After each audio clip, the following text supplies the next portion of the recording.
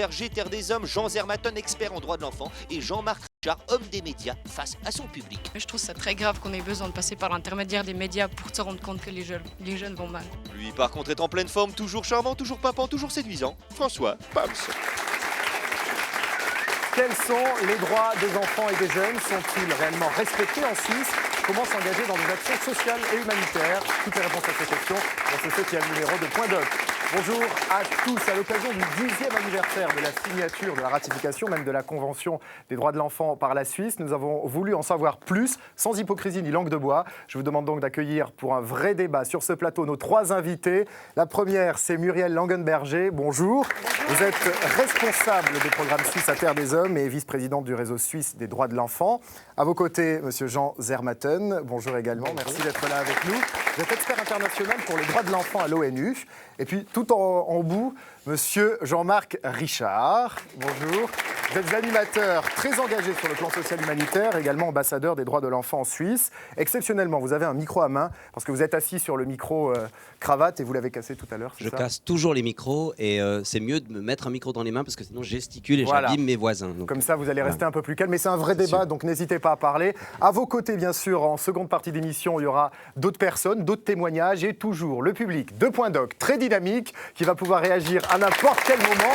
Et qui, exceptionnellement, aujourd'hui, s'est mis de très très beaux t-shirts. Et ils vous expliqueront un petit peu plus tard dans l'émission pourquoi ils ont choisi des noms particuliers. Voilà. Alors, les droits de l'enfant, c'est le sujet d'aujourd'hui. La Convention des droits de l'enfant, c'est le traité le plus ratifié au monde. Mais est-il réellement connu? Pour en débattre, je vous propose de regarder d'abord ce micro-trottoir. Il est signé Francesco Pellegrini.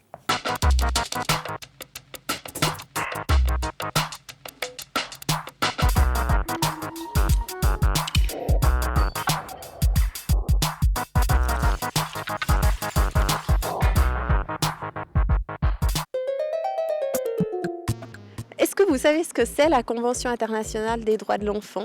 Bah, je crois que c'est genre, les lois qui sont pour les enfants, pas pour les adultes. Je m'imagine que ça veut établir une base légale de reconnaissance des droits de base de l'enfant. Non. Par entendre comme ça des gens qui en parlent, oui, mais autrement, je sais pas exactement ce que c'est, quoi. Les droits de l'enfant, c'est... Ils doivent sortir tous les jours. Droit d'avoir toutes les choses basiques, assez à manger, de quoi s'habiller, de quoi dormir. Tout simplement le droit de vivre, quoi. Ils doivent aller à l'école. Et puis le droit de pouvoir étudier, quoi, je sais pas. Ouais, voilà. Et ils doivent pas fumer. Je sais pas.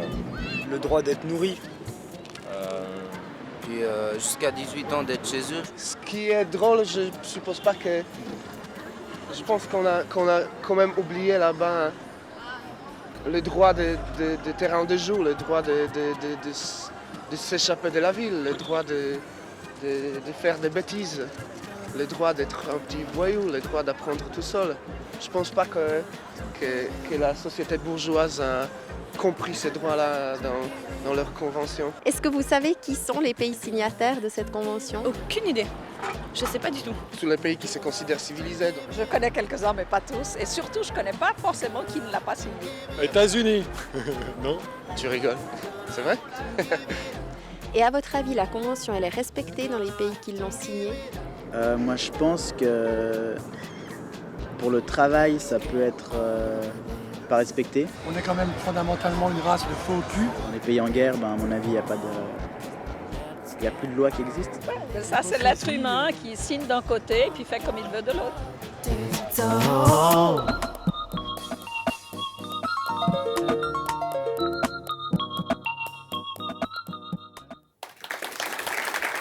Alors, on vient de le voir dans ce micro-trottoir, la notoriété de cette convention est assez mauvaise. Muriel Langenberger, est-ce que c'est surprenant, les réponses que vous venez d'entendre? Non. Pas du tout. En fait, on se rend compte en Suisse que la Convention n'est pas du tout connue. Elle n'a pas eu une diffusion comme il était prévu. Elle n'est pas intégrée dans les programmes scolaires. Je pense que les étudiants qui sont avec nous aujourd'hui n'ont pas forcément eu ça comme cours, ni sur les droits de l'homme, ni sur les droits de l'enfant. Ce n'est pas intégré dans les programmes scolaires. Je crois qu'en Suisse, il n'y a pas une prise de conscience sur l'importance de cette Convention. Et il faut dire qu'elle est assez neuve, hein. Elle n'a que 10 ans. C'est pas beaucoup pour une convention. Et cette année, nous fêtons les 10 ans de la ratification par la Suisse de cette convention. Et c'est l'occasion pour nous, qui se battons pour les droits de l'enfant en Suisse, de la faire reconnaître le plus possible. Et concrètement, Monsieur Zermatten, puisque vous êtes expert à l'ONU, quel est le rôle de cette convention sur les droits de l'enfant? Alors, le rôle de cette convention est tout d'abord de créer un nouveau statut de l'enfant. Donc, très longtemps, on a été dans la position de considérer l'enfant comme la propriété, entre guillemets, des adultes et d'avoir une personne qui devait surtout se taire, écouter et obéir. Et puis, avec la Convention des droits de l'enfant, on a créé un enfant sujet de droit, entre guillemets sujet, ça veut dire qui est lui-même propriétaire de droit, qui peut exercer de manière indépendante et autonome. Et ça, quand vous dites enfant, c'est de 0 à 18 ans. À 18 ans. 192 pays l'ont signé, l'ont ratifié. Quels sont les 2 qui ne l'ont pas encore adopté? Alors, je dois vous corriger parce que c'est 193. 93, parce qu'on a d'accord. un nouveau pays. Et les 2 qui ne l'ont pas ratifié sont les États-Unis et la Somalie. D'accord. Vous savez pour quelle raison? Alors, les États-Unis, pour une raison très claire, c'est que très longtemps, ils ont eu la peine capitale pour les enfants, c'est-à-dire les moins de 18 ans. Ils ont suspendu l'exécution de la peine capitale en 2005, donc ils ont enlevé le principal obstacle à la ratification. La Somalie n'a signé aucun traité international des droits de l'homme. Ça ne veut pas dire que la Somalie ignore complètement la Convention, mais elle n'est pas partie à la Convention. Monsieur Richard, est-ce que cette Convention en Suisse est appliquée? Vous qui travaillez auprès des enfants, vous avez une émission, Les Zèbres. Oui, je pense que c'est toujours... Quand on parle de convention, on parle d'articles. Alors évidemment, le droit à l'éducation existe en Suisse, qui me paraît être le droit essentiel de cette convention, des droits essentiels. Je pense qu'il y a un certain nombre d'articles qui pourraient être considérés comme non respectés. Je pense en particulier pour des enfants mineurs ou des mineurs qui n'ont pas de papier en Suisse ou qui sont considérés comme illégaux. Moi, personnellement, je pense qu'il y a un article de cette convention qui n'est pas complètement respecté. C'est celui de l'égalité des chances par rapport à l'école. Je considère que le fait qu'on donne trop de devoirs à la maison provoque un déséquilibre en matière d'éducation. Et que c'est plus grave dans certains cantons que dans d'autres. Et je considère à titre personnel que c'est évidemment secondaire par rapport à certains droits que M. Zermatten ou que Madame vous défendez admirablement dans votre travail, mais je pense qu'on doit y penser aussi. Je pense aussi que parfois, on n'a pas suffisamment de droit à l'expression dans notre pays. On ne considère pas que les enfants et les adolescents ont le droit à la parole de la même manière qu'on pourrait le considérer pour les adultes. C'est en valeur réelle par rapport à nous. Je pense qu'il ne faut pas faire de comparaison. Si vous me demandez, si vous me posez la question, est-ce que vous avez l'impression que c'est mieux respecté ici? Bien sûr, ici on a une justice des mineurs, rien que ça. Alors dans de nombreux pays, on n'a pas de justice des mineurs. Mais vous n'avez pas de ministère de l'enfant et de la famille en Suisse? Oh, vous savez, je ne suis pas sûr que ce soit les ministères qui fassent qu'on respecte bien les droits. Moi, je pense que c'est les humains. C'est des gens qui s'engagent comme madame ou monsieur ou ces jeunes. C'est eux qui vont faire respecter les droits. Qu'est-ce que vous pensez alors, juste entre parenthèses, des lois qui sont passées le 1er janvier, donc ces lois du 24 septembre, qui, entre autres, ce sont des lois sur le droit d'asile et les étrangers, et qui, selon certaines organisations non gouvernementales, sont contraires. Elles sont contraires au droit. Pour moi, en tout cas à titre personnel, je ne fais pas de politique dans un parti, mais je pense qu'elles sont contraires aux droits de l'enfant. Fouille des logements privés, exclusion de l'aide sociale, emprisonnement de 12 mois pour les enfants âgés d'entre 15 et 18 ans. Alors tout ça, ça va... La Suisse, c'est exemplaire, parce que la Suisse a ratifié cette convention, mais le peuple suisse, il a pris une décision démocratique, donc il s'est mis... Nous nous sommes mis, moi je n'ai pas voté pour ces lois, mais je veux dire, je fais partie d'une minorité, nous nous sommes mis en porte-à-faux avec un article de cette convention. Je crois que peut-être à ce sujet, on a une question dans le public. La personne qui veut poser la question peut lever la main. Oui, bonjour. Tu t'appelles? Kim, j'ai 18 ans et j'aurais voulu savoir pourquoi on n'a pas pris conscience plus tôt qu'il fallait s'intéresser aux enfants. Pourquoi on n'a pas pris conscience plus tôt en Suisse de la question de l'enfance et de l'importance? Qui veut répondre? Oui, moi, je crois que c'est toute une évolution de la société. J'ai envie de faire un comparatif avec les droits de la femme. On fait un tout petit peu l'apologie en ce moment des 30 ans d'existence des droits de la femme en Suisse. Les droits de l'enfant venaient d'office après. Il fallait d'abord donner des droits aux mères.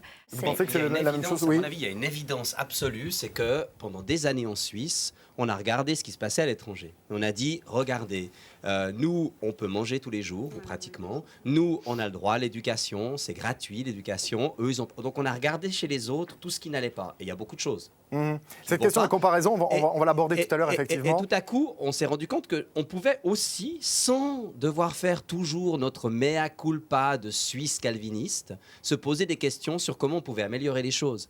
Parce que je pense que on a tendance des fois en Suisse à toujours dire qu'on est nul, qu'on est nul, qu'on est nul. Et puis quand tout à coup on se remet en question, alors on se remet dans cette position de nullité. Et c'est pas ça, c'est juste comment peut-on améliorer un certain nombre de choses. Vous avez parlé, Monsieur Zermatten, à très juste titre de l'harmonisation scolaire, pour autant que ça débouche vraiment sur une prise en considération des réalités des enfants et des adolescents au niveau scolaire aujourd'hui, ce dont je ne suis pas encore certain, absolument. Alors c'est une question qu'on va aborder tout à l'heure. On parle de cette Convention des droits de l'enfant, la connaître c'est bien, mais franchir le pas et aller auprès d'une ONG s'engager, c'est vraiment autre chose. Noémie a franchi ce pas, je vous propose de regarder ce reportage. Il est signé Chloé Petit et Nicolas Meyer. Tant qu'un enfant sera exposé sans secours à sa faim, abbandonato, infelice o sofferente, où qu'il soit, Terre des Hommes s'impegnerà für deren sofortige Hilfe einsetzen. Terre des Hommes wird versuchen d'alerter et de rassembler la société humaine attorno alla miseria senza fine di innumerevoli bambini.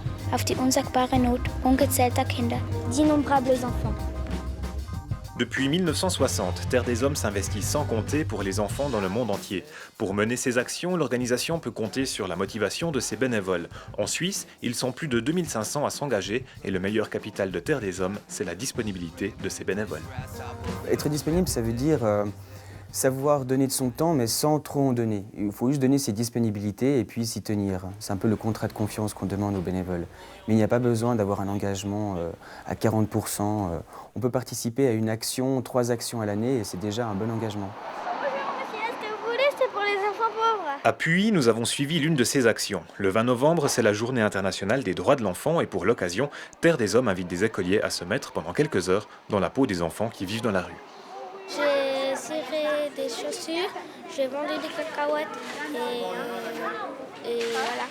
Je vends les journaux pour que les enfants pauvres aillent de l'argent. Les enfants pauvres meurent toutes les 8 secondes sans nourriture et sans rien. Alors c'est pour ça qu'on fait ça. Des dents. Au cours de cette journée, quelques jeunes bénévoles de Terre des Hommes rendent visite aux écoliers. Parmi eux, Noémie, 18 ans. Cette jeune lausannoise a elle aussi été sensibilisée très tôt aux inégalités de la société, une réalité qui l'affecte aujourd'hui encore.